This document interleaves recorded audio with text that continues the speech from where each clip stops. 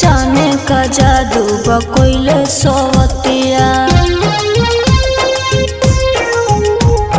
हमरा बोलम के भावे कोलकतिया जाने का जादू बकोइले सोवतिया ओकरे ही गुण खाली गावेले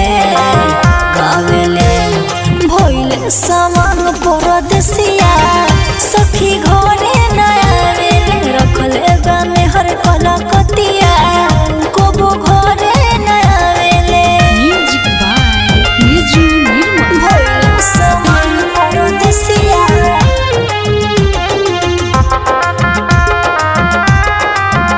सखी घरे नयावेले हर घड़ी ओकरे करेले बड़ाई हमर के बहुत सतावेले हर घड़ी ओकरे करेलन बड़ाई हमर के बहुत सतावेले कहसबाओ कर दुधिया गोराई हमर से सुनर बतावेले मन भोर कर सुना हमरा से बतिया रोइले रात दिन पीटी के छतिया दिलवा के दर्द बढ़ावेले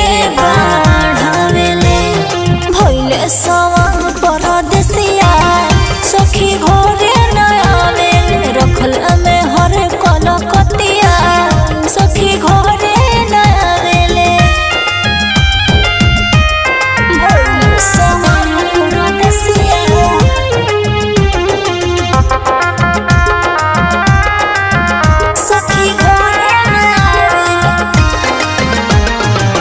विश्वजीत सखी बाड़े कसाई दिलों पे छुरी चलावेले विश्वजीत सखी बाड़े कसाई दिलों पे छुरी चलावेले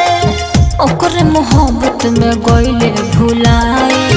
हमर से दूरी बनावेले उठवा के लाली सोहेला ससतिया कोर सवाल खुशी नाक के नथिया जाने सवाद कोगल पावेले भइले सवांग परदेसिया सखी घरे नयावेले रखले में हर कलकतिया कोबो घरे नयावेले। Rishabh recording studio Simra.